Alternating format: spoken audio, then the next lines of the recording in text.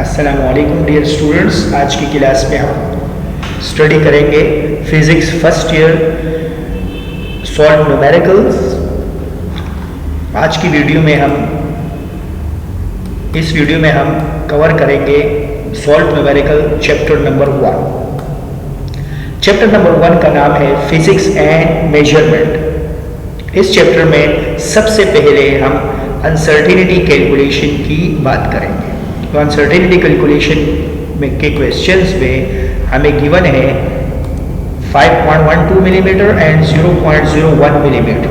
So 5.12 is the actual measurement and 0.01 is the uncertainty in the diameter. Find the volume uncertainty of the ball bearing.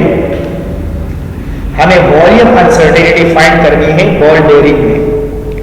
तो V is the actual volume while del V is the uncertainty in the volume। क्योंकि यहाँ sphere की बात हो रही है ball bearing की, तो इसलिए हमें रेडियस चाहिए होगी। तो रेडियस फाइंड करने के लिए डायमीटर को 2 से हम डिवाइड करेंगे, जबकि डेल डी स्टेट्स किए गए है uncertainty. Now we will find the radius. हमें ये बात पता है कि डायमीटर का हाफ जो है वो हमारे पास रेडियस है। दोनों वैल्यूज को हम 2 से डिवाइड करेंगे। डिवाइड करने के बाद हमारे पास ये आंसर आएंगे। यहां हम मेजरमेंट्स को मिलीमीटर में नोट कर रहे हैं, which is equal to R plus del R. इसको हम इक्वल लेंगे आर प्लस डेल आर से। क्योंकि यहां वॉल्यूम ऑफ बॉल बेयरिंग की बात हो रही है, तो वॉल्यूम ऑफ स्फीयर का फॉर्मूला है 4/3 पाई आर क्यूब। यहां हम r को रिप्लेस कर देंगे r प्लस डेल r से। अब यहां पे हम a प्लस b का होल क्यूब फॉर्मूला एक्सपेंड करेंगे, which is equal to a cube plus 3a square b plus 3ab square plus b cube. Formula substitute करने के बाद यहां अभी हम हायर पावर टर्म्स को नेग्लेक्ट कर लेंगे due to small value of uncertainty. यहां हम del R square and del R cube को नेग्लिजिबल कर लेंगे। रिमेनिंग टर्म्स से हम 4/3 पाई को मल्टीप्लाई कर देंगे। मल्टीप्लाई करने के बाद ये हमारे पास वॉल्यूम ऑफ बॉल बेयरिंग आ जाएगी।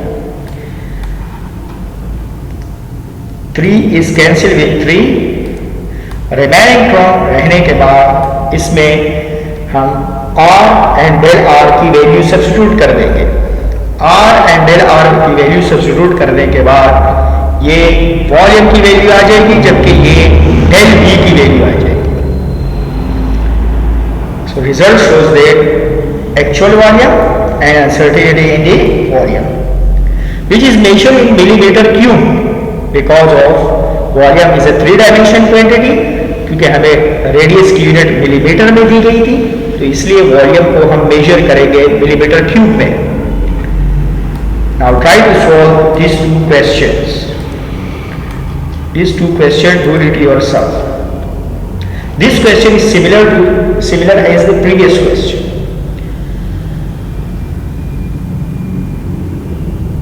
इस चैप्टर का PDF फॉर्म आपको वीडियो के डिस्क्रिप्शन से आप डाउनलोड कर सकते हैं। क्वेश्चन नंबर 2 में हमें 2 मेजरमेंट्स दिए गए हैं। लेंथ को 2 डिफरेंट टेम्परेचर पे हमें गिवन है। हमें एक बात पता है कि टेम्परेचर बढ़ाने से साइज में इजाफा होता है, which is called in physics thermal expansion. इसको फिजिक्स में थर्मल एक्सपेंशन कहा जाता है और ये सेकेंड ईयर की फिजिक्स का हिस्सा है। वहां आप इसको डिटेल से पढ़ेंगे। Length of wire at 30 degree centigrade and length of wire at 60 degree centigrade. Find the absolute uncertainty and the extension of the wire. क्योंकि यहाँ सेम मेजरमेंट्स लिए गए हैं, दोनों लेंथ्स है, इसलिए हम अनसर्टेनिटी को प्लस कर देंगे टोटल अनसर्टेनिटी के लिए, एंड एक्सटेंशन के लिए हम इन दोनों को सब्ट्रैक्ट कर लेंगे, क्योंकि फाइनल में से इनिशियल को माइनस करेंगे। ये हमारे पास एक्सटेंशन ऑफ वायर आ गई, जबकि ये हमारे पास अनसर्टेनिटी आ गई। Okay, so now moves toward the next question. तीसरे क्वेश्चंस में हमें गिवन है weight of the measurement and area of the measurement, और हमें फाइंड करना है percent uncertainty of the pressure. We know that pressure is equal to force per unit area. हमें एक बात पता है कि प्रेशर इक्वल टू है फोर्स अपॉन एरिया की, फोर्स पर यूनिट एरिया। तो फोर्स की वैल्यू को एरिया से डिवाइड करने के बाद, क्योंकि फोर्स की वैल्यू 8.0 है एंड एरिया की वैल्यू है 3.5, दोनों को डिवाइड करने के बाद ये आपके पास मीन मेजरमेंट आ जाएगी, which is measure in pascal. Now we will move toward the uncertainty. Uncertainty की कैलकुलेशन के लिए आप अनसर्टेनिटी को एक्चुअल से डिवाइड करेंगे, multiply by 100, so this is the actual uncertainty in the weight. Similarly for area 0.2 divided by 3.5, this is the uncertainty in the area. Because हम यहाँ इसलिए परसेंट अनसर्टेनिटी फाइंड कर रहे हैं क्योंकि ये डिफरेंट क्वांटिटीज है, एक हमारे पास वेट है जबकि दूसरा हमारे पास एरिया है। The total uncertainty is equal to the sum of the uncertainties. Okay, so the total uncertainty is equal to absolute uncertainty is equal to percent uncertainty multiply by mean of the measurement. Percent uncertainty is 9.46, percent से हटाने के लिए हमने 100 से divide किया है, और multiply by actual measurement से मल्टीप्लाई करेंगे हम इसको, ताकि हमारे पास अनसर्टेनिटी आ जाए, absolute uncertainty. So now the pressure is equal to the actual pressure which is equal to 2.3 and the uncertainty which is equal to 0.22 pascal. Next question की तरफ जाते हैं, जो है वर्क एग्जाम्पल 1.2, जिसमें हमें रेडियस दिया गया है 9 सेंटीमीटर एंड अनसर्टेनिटी दी गई है 0.02 centimetre in the measurement and find the approximate error in calculating volume.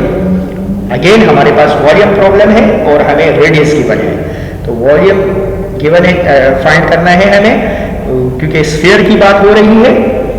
Sphere का वॉल्यूम है हमारे पास 4/3 पाई आर क्यूब, और हमें वॉल्यूम अनसर्टेनिटी फाइंड करने के लिए हम इसका डेरिवेटिव ले लेंगे। डेरिवेटिव आप कुछ याद रखें, जैसे 4/3 पाई कांस्टेंट है तो इसके ऊपर डेरिवेटिव का कोई फर्क नहीं पड़ेगा, जबकि आर क्यूब का डेरिवेटिव हमारे पास है 3r²। आप इस रूल को इस तरह समझे कि पहले पावर आता है, फिर वेरिएबल आता है और पावर में से एक माइनस हो जाता है। सो this is the rule of derivative. Now अब हम ये काम करेंगे कि ये 3 को हम आगे लिख लेंगे, ये बाकी रिमेनिंग पार्ट हम इसको लिख लेंगे 4/3 पाई r²। इसको ओरिजिनल वॉल्यूम बनाने के लिए हम multiply and divide by r कर लेंगे, यानी हमें ओरिजिनल वॉल्यूम फाइंड करने के लिए हम इसको r से मल्टीप्लाई एंड r से डिवाइड कर लेंगे। तो r से मल्टीप्लाई होने के बाद ये r³ हो गया, which is equal to, this is equal to original volume v, जबकि 1/r अपने जगह पे आ जाएगा। नाउ मल्टीप्लाई, इस फैक्टर को हम यहां मल्टीप्लाई से, डिवाइड से मल्टीप्लाई में ले जाएंगे, which is equal to del v upon v after solving simultaneously। del v upon v is equal to 3 del r upon r। del r की वैल्यू हमें गिवन है क्वेश्चन में, जबकि एक्चुअल r की वैल्यू भी हमें गिवन है। दोनों को डिवाइड करने के बाद ये हमारे पास एरर इन वॉल्यूम कैलकुलेशन जो है वो हमारे पास है 0.67%, 100 से मल्टीप्लाई करने के बाद, जबकि एक्चुअल वॉल्यूम हम इसी फॉर्मूले से फाइंड करेंगे 4/3 पाई r³ से, और इसको हम अनसर्टेनिटी से मल्टीप्लाई कर लेंगे, तो हमारे पास absolute error in volume calculation आ जाएगा। ये क्वेश्चन में हमसे absolute error, approximate error in volume पूछे गया है, which is equal to 6.1 centimetre. Similarly book का एग्जाम्पल नंबर 1.3 बिल्कुल सिमिलर है एग्जाम्पल, लास्ट एग्जाम्पल की तरह, तो try to do it yourself. ये जो न्यूमेरिकल्स है इनका पीडीएफ आपको वीडियो के डिस्क्रिप्शन से आप इसको डाउनलोड कर सकते हैं। Now moves toward the work example 1.4।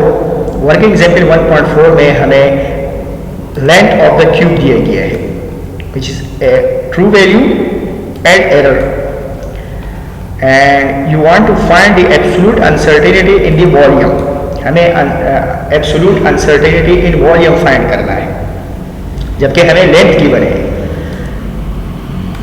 क्योंकि यहाँ क्यूब की बात हो रही है तो क्यूब का वॉल्यूम है 3 डायमेंशन के लिए हम तीनों लेंथ्स को मल्टीप्लाई करेंगे which is equal to L cube, जबकि एल हमें गिवन है 5.75, जिसका हम क्यूब फाइंड करेंगे तो ये हमारे पास एक्चुअल वॉल्यूम आ जाएगा। फॉर सर्टेनिटी के लिए हम ट्रू वैल्यू को, एरर को ट्रू वैल्यू से डिवाइड करेंगे और मल्टीप्लाई बाय 100 करेंगे। 3 डायमेंशन की वजह से हम यहाँ 3 लगाएंगे, ये हमारे पास एरर आ जाएगा। Absolute uncertainty in volume is equal to actual value and error. क्योंकि यहाँ मेजरमेंट सेंटीमीटर में है इसलिए वॉल्यूम की यूनिट होगी cm क्यूब।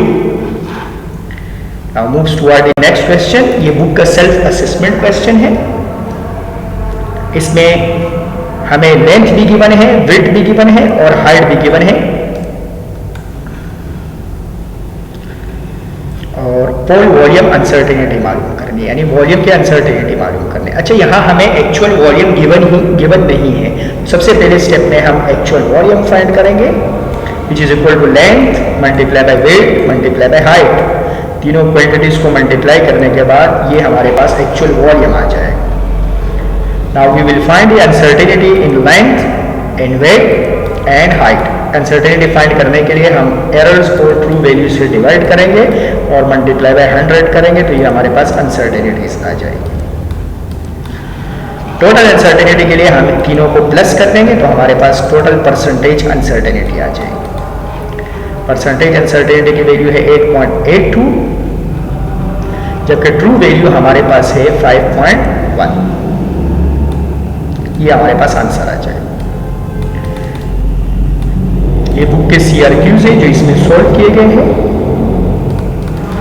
क्योंकि हमारा टॉपिक है ओनली न्यूमेरिकल्स तो इसलिए हम डायरेक्ट क्वेश्चन नंबर 3 की तरफ जाते हैं। Derive the equation for time period of mass and spring that is equal to T 2 pi under root m upon k। ये टॉपिक चैप्टर नंबर 11 में भी इंक्लूडेड है in detail. The time period of spring mass system, that a body, when a body is connected with a spring। अब आपने एक बात note करनी है कि ये जो टाइम पीरियड है ये मास पे डिपेंड कर रहा है और स्प्रिंग कांस्टेंट k पे डिपेंड कर रहा है, and 2 pi is the constant.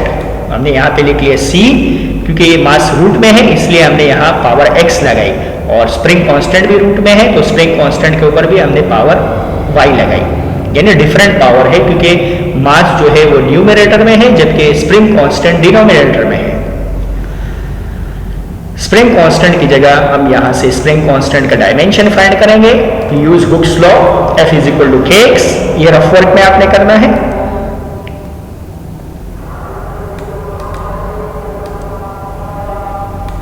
यहां से हम स्प्रिंग कांस्टेंट का डायमेंशन फाइंड करेंगे which is equal to F upon x। F is equal to ma by using Newton second law. Mass का डायमेंशन हमारे पास है कैपिटल M और एक्सेलरेशन का डायमेंशन हमारे पास है LT-2। L is cancel with L तो K का डायमेंशन हमारे पास आएगा MT-2। ये L इंक्लूडेड नहीं है। MT-2 जो है ये स्प्रिंग कांस्टेंट का डायमेंशन आएगा MT-2। यहाँ पे हम पुट करेंगे स्प्रिंग कांस्टेंट का डायमेंशन MT-2 एंड मास का डायमेंशन है कैपिटल M। नाउ ये पावर आपने दोनों टर्म्स को देनी है, फर्स्ट टर्म को भी और सेकंड टर्म को। नाउ इसके बाद आपने मास को पावर को आपस में प्लस कर देना है क्योंकि सेम वैल्यू है। अब आपने इक्वेटिंग करनी है दोनों तरफ, तो इसलिए यहाँ क्योंकि मास नहीं है तो इसलिए आपने m की जगह 0 रख दिया। अब नेक्स्ट स्टेप में x plus y equal to है 0 के और माइनस 2y इक्वल टू है 1 के। यहाँ से y को सेपरेट करेंगे, ये जो y की वैल्यू है ये इस इक्वेशन में पुट करेंगे और यहाँ से x की वैल्यू फाइंड करेंगे।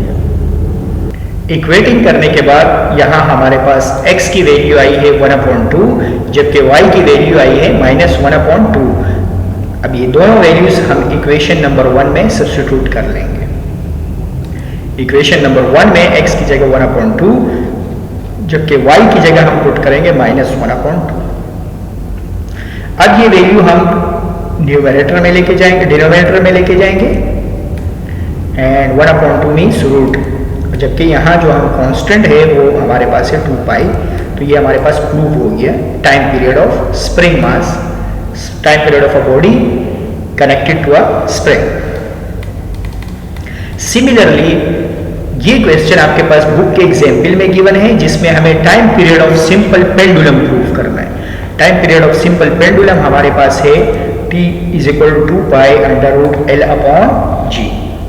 आपने सेम टू सेम यहाँ जो टाइम पीरियड है वो डिपेंड कर रहा है मास पे, लेंथ पे एंड ग्रेविटी पे, इसीलिए आपने इसके पावर ले लिए एंड यहाँ जो कांस्टेंट टर्म है वो उसको हम डिनोट कर रहे हैं k से, विच is equal to 2 pi.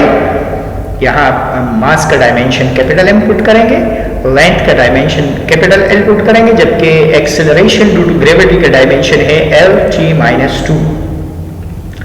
After substituting the value evaluate the power उसके बाद हम इक्वेट करेंगे। यहाँ क्योंकि m की वैल्यू 0 है एंड l की वैल्यू भी 0 है, इक्वेट करने के बाद हमारे पास x की वैल्यू, z की वैल्यू और ये z की वैल्यू हम यहाँ सब्स्टिट्यूट करके y की वैल्यू फाइंड करेंगे। अब ये सारी वैल्यूज, तीनों वैल्यूज को हम इक्वेशन नंबर 1 में पुट करेंगे।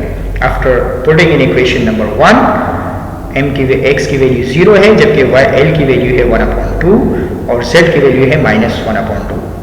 उसके बाद हम इस टर्म को डिनोमिनेटर में ले जाएंगे और रूट पुट करने के बाद k की वैल्यू सब्स्टिट्यूट करेंगे विच इज इक्वल टू 2 पाई। तो हमारे पास प्रूव हो जाएगा time period of simple pendulum. Similarly dimension से रिलेटेड बुक का वर्क एग्जाम्पल है 1.1। Show that the equation of for impulse is dimensionality correct. हमें ये इक्वेशन को कंसीडर करना है। इस इक्वेशन में से आप कोई से भी दो पार्ट ले सकते हैं। आप ये दोनों पार्ट कंसीडर करना चाहे, आप चाहे तो आप ये दो पार्ट भी कंसीडर कर सकते हैं। After considering any two parts, अब हमें एक बात और नोट करनी है कि यहाँ जो माइनस से है इसको पहले प्लस में लेके आएंगे, उसके बाद हम इसको डायमेंशनलिटी प्रूफ करेंगे। अगर हम ऐसे ही कर लेते हैं माइनस में तो डायमेंशनलिटी का आंसर 0 में आ जाएगा। After that we consider either left hand side और राइट हैंड साइड, और आप डायरेक्टली भी पुट कर सकते हैं, जैसे f की जगह ma आ गया, टाइम अपनी जगह पे आ गया एंड मास एंड वेलोसिटी अपनी जगह पे आ गए। मास का डायमेंशन है कैपिटल M जबकि वेलोसिटी का डायमेंशन है L(t-1). After substituting the value solve करेंगे हम, टाइम के पावर को ऐड करने के बाद आपके पास आंसर आया L(t-1), पुट करेंगे एंड देन ऐड करेंगे। नाउ 2 जो है वो डायमेंशन लेस है तो 2 को हम नेग्लेक्ट कर लेंगे। Left hand side is equal to right hand side, it means the given equation of impulse is dimensionality correct. इसका मतलब है कि ये डायमेंशनलिटी करेक्ट है। अच्छा, पेपर में इसी से रिलेटेड जो डायमेंशंस के जितने भी क्वेश्चंस आते हैं वो मैंने यहाँ पे आपके लिए लिख लिए हैं ताकि आप इसको सॉल्व करें, और पेपर में इसी में से कोई से भी 2 इक्वेशन आ जाते हैं और ये सारी इक्वेशंस कोर्स में से डिफरेंट चैप्टर से लिए गए हैं और हमें प्रूफ करना है कि ये डायमेंशनलिटी करेक्ट है कि नहीं। इसको सॉल्व करने के लिए सबसे फर्स्ट इक्वेशन में ले लेता हूँ, जैसे time period of simple pendulum t is equal to 2 pi √L/g। देखिए क्वेश्चन पिछले क्वेश्चन से डिफरेंट है। जो लास्ट क्वेश्चन था उसमें आपने देखा जिसमें हमें प्रूफ करना था time period of simple pendulum को with the help of dimensionality analysis, जबकि इस क्वेश्चन में हमारे पास डिफरेंट है। इस क्वेश्चन में हमें डायमेंशनलिटी करेक्ट को प्रूव करना है। उसके लिए हम left hand side and right hand side consider करेंगे। जैसे हमने इस क्वेश्चन में लेफ्ट हैंड साइड कंसीडर किया, लेफ्ट हैंड साइड में हमारे पास टाइम है। जब हम राइट हैंड साइड कंसीडर करेंगे, राइट हैंड साइड में हमारे पास है 2 pi under root L upon G. 2 pi जो है कांस्टेंट है विच इज डायमेंशनलेस, लेंथ की डायमेंशन हमारे पास एल है, जबकि जी जो है gravity, acceleration due to gravity, तो यहाँ हम एक्सेलरेशन का डायमेंशन पुट करेंगे। एल से एल को हम कैंसिल आउट कर लेंगे। एल से एल कैंसिल होने के बाद डिनोमिनेटर से -2 न्यूमरेटर में चले जाएगा विच इज इक्वल टू +2, और स्क्वायर से रूट कैंसिल होने के बाद आपके पास ये टाइम पीरियड का डायमेंशन आ जाएगा which is equal to right hand side. So left hand side is equal to right hand side, the given equation is dimensionality correct. Similarly जब आप सेकंड इक्वेशन को देखेंगे, इसमें भी आपको left hand side and right hand side consider करना है। Velocity left hand side के जो डायमेंशन है वो हमारे पास डिस्टेंस है which is equal to L. Right hand side के डायमेंशन में V I T plus half A T square. Velocity का डायमेंशन हमारे पास है एल टी माइनस 1, टाइम का डायमेंशन है कैपिटल टी, एक्सेलरेशन का डायमेंशन है L T minus 2 and time का डायमेंशन है capital T which is square. Half is a constant quantity which is dimensionless. यहाँ पावर ऐड हो जाएंगे, पावर ऐड होने के बाद यहाँ भी बेस सेम है तो पावर ऐड हो जाएंगी। -1 एंड +1 कैंसिल आउट होके 0 आ जाएंगे पावर। सिमिलरली -2 + 2 भी कैंसिल आउट होके 0 आ जाएंगे, तो पावर 0 है विच इज इक्वल टू 1, और इसके बाद प्लस हो जाएंगे l + l which is equal to 2l। 2 is dimensionless, so right hand side is also equal to L। Left hand side भी L है और राइट हैंड साइड भी आपके पास L आ गया। It means the given equation is dimensionality correct. ये same situation है जैसे last class में इम्पल्स वाली सिचुएशन आई थी, जिसमें हमारे पास दो सेम क्वांटिटी माइनस में थी। तो सबसे पहले स्टेप में हमें इसको प्लस में लेके जाना है, माइनस से हम लेके जाएंगे इसको प्लस में। Now we consider left hand side and right hand side. So left hand side 2s is plus vi square, 2 is dimensionless, acceleration is lt minus 2, distance is l and velocity is lt minus 1 and square। Square लेने के बाद यहाँ हम l और l को multiply करने के बाद स्क्वायर हो जाएंगे। सिमिलरली यहाँ भी स्क्वायर अलग अलग दे देंगे और उसके बाद प्लस करेंगे। जब प्लस करेंगे तो ये हमारे पास आंसर आ जाएगा 2l square t minus 2 and 2 is dimensionless। So left hand side is L square t minus 2. Now we consider the right hand side which is equal to Vf square। यहाँ velocity का dimension put करने के बाद और square लेने के बाद हमारे पास आंसर आ जाएगा L square t minus 2। So left hand side is equal to right hand side, the given equation is dimensionality correct। Now moves toward the fifth part। Fifth part में हमें ये फ्रीक्वेंसी है transverse stationary wave in stretch string की, यानी string में जब हमारे पास transverse waves बनते हैं उसकी फ्रीक्वेंसी की इक्वेशन है। इसमें जो टी है ये हमारे पास टेंशन है, जबकि म्यू जो है वो हमारे पास है linear density. T is the tension which is equal to force, tension is the force mlt minus 2 and linear density का जो फॉर्मूला है वो है मास पर यूनिट लेंथ। तो मास और लेंथ का डायमेंशन पुट करने के बाद जब डिनोमिनेटर से न्यूमिनेटर में जाएगा तो ये ml माइनस 1 हो जाएगा। Similarly 1/2 is dimensionless, or after putting the dimension of time, tension and linear density, mass से mass cancel out हो जाएंगे और L जो है पावर ऐड हो जाएंगे। डिनोमिनेटर से न्यूमरेटर में जाके पावर ऐड होने के बाद जब ये रूट से बाहर आएंगे तो ये L t minus 1 बन जाएंगे। L minus 1 and L is cancel out, so the dimension is t minus 2। जबकि लेफ्ट हैंड साइड में अगर आप देखें तो फ्रीक्वेंसी है, frequency is the reciprocal of time period. Frequency हमारे पास है टाइम पीरियड का रेसिप्रोकल यानी 1/t। अब आप कॉमन सेंस यूज करें, जब टाइम डिनोमिनेटर से न्यूमरेटर में जाएगा पावर माइनस में हो जाएगी, पावर ऊपर जाके माइनस में हो जाएगी, तो left hand side right hand side के बराबर आ गया। बराबर आने के बाद प्रूव हो गया कि the given equation is dimensionality correct. Now moves toward the sixth part. The maximum height reaches by projectile motion. ये आपने projectile motion में ये इक्वेशन देखी होगी. प्रोजेक्टाइल मोशन में हमारे पास मैक्सिमम हाइट का ये फॉर्मूला है, which is included in left hand side. जब हम यहाँ कंसीडर करेंगे तो लेफ्ट हैंड साइड में मैक्सिमम हाइट है which is equal to length. Right hand side में अगर आप नोट करें तो साइन स्क्वायर थीटा, क्योंकि इसका कोई डायमेंशन नहीं है और 2d डायमेंशन लेस है, तो यहाँ 2m sine square theta is dimension less. Velocity की जगह हम lt-1 पुट कर देंगे और उसका स्क्वायर, और g की जगह हम एक्सेलरेशन का डायमेंशन पुट कर देंगे which is equal to lt-2. After solving l से l कैंसिल आउट हो जाएगा एक, जबकि t-2 से t-2 कैंसिल आउट हो जाएगा. रिमेनिंग सिर्फ l रह जाएगा. So left hand side is equal to right hand side. The given equation is dimensionality correct. Similarly try to solve 7th and 8th part.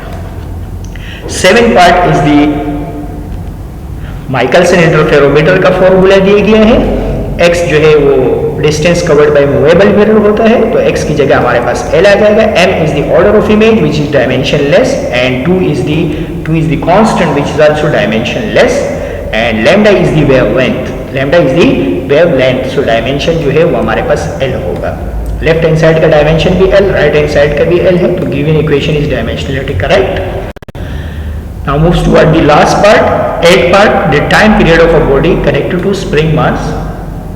Spring, last time जब हमने इस सवाल को सॉल्व किया था तो इसमें हमें प्रूफ करना था टाइम पीरियड का formula with the help of dimensional analysis, जबकि यहाँ डिफरेंट है.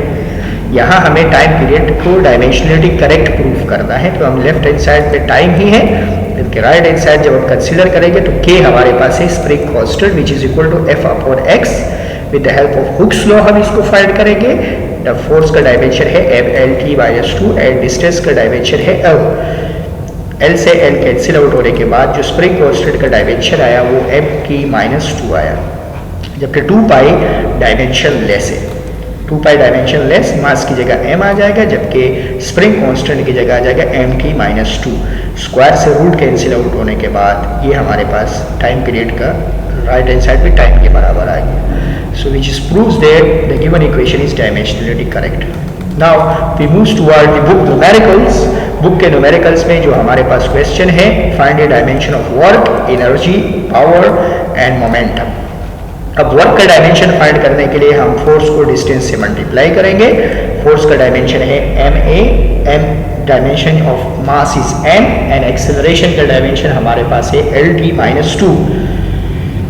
f is equal to ma है और फोर्स का dimension f is equal to ma यहाँ पुट करेंगे, और मास का डायमेंशन कैपिटल M, जबकि एक्सेलरेशन का डायमेंशन है lt-2. मल्टीप्लाई करने के बाद l स्क्वायर, वर्क का डायमेंशन हमारे पास आ जाएगा ml²t-2. एनर्जी, अगर आपको क्वेश्चन में मेंशन करता है कि काइनेटिक एनर्जी फाइंड करें या पोटेंशियल एनर्जी, तो फिर आपने काइनेटिक एनर्जी ही फाइंड करनी होगी, और अगर पोटेंशियल एनर्जी मेंशन करेगा तो पोटेंशियल एनर्जी फाइंड करनी होगी. लेकिन इस क्वेश्चन में आपके पास एनर्जी मेंशन की गई है, तो आप काइनेटिक एनर्जी के फॉर्मूले से भी फाइंड कर सकते हैं, जबकि पोटेंशियल एनर्जी के फॉर्मूले से भी फाइंड कर सकते हैं.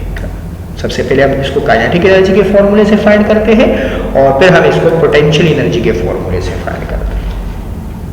काइनेटिक एनर्जी के फॉर्मूले में जो हाफ है ये डायमेंशन लेस है, मास का डायमेंशन कैपिटल M है, वेलोसिटी का डायमेंशन है lt-1 और उसके ऊपर स्क्वायर है. स्क्वायर देने के बाद हमारे पास ये आंसर आ जाए. सिमिलरली पोटेंशियल एनर्जी में मास का डायमेंशन कैपिटल M, एक्सेलरेशन का डायमेंशन है lt-2 एंड डिस्टेंस का डायमेंशन है l. तो आफ्टर सॉल्विंग हमारे पास पोटेंशियल एनर्जी का डायमेंशन आ जाएगा ml²t-2. Kinetic energy, potential energy both have same dimension and work also. इन तीनों क्वांटिटीज का डायमेंशन हमारे पास सेम है. Similarly now we move toward the power. Power जो है, पावर का डायमेंशन, पावर का जो फॉर्मूला है वो हमारे पास है work done per unit time. Work done का जो फॉर्मूला है वो है force multiply by displacement. Force का डायमेंशन हम फाइंड करेंगे with the help of Newton second law, F is equal to ma. So mass का डायमेंशन है कैपिटल M, एक्सेलरेशन का डायमेंशन है lt-2. जबकि टाइम का डायमेंशन है capital T. After solving denominator से न्यूमरेटर में जाएंगे और सॉल्व करने के बाद ये हमारे पास पावर का डायमेंशन आ जाएगा -2 and -1 which is equal to -3। Momentum and linear momentum, mass का डायमेंशन है कैपिटल M और वेलोसिटी का डायमेंशन है LT-1। सिमिलरली अगर आपको सिर्फ मोमेंटम बोलता है तो आप इधर लीनियर मोमेंटम फाइंड करके दे सकते हैं, लेकिन अगर पेपर में आपको मेंशन करता है कि linear momentum and angular momentum तो फिर आपको दोनों फाइंड करने होंगे। एंगुलर मोमेंटम का फॉर्मूला है mvr, वेलोसिटी की जगह LT-1, r की जगह L, मल्टीप्लाई करने के बाद ये आंसर आ जाएंगे। ओके, अल्लाह हाफिज़।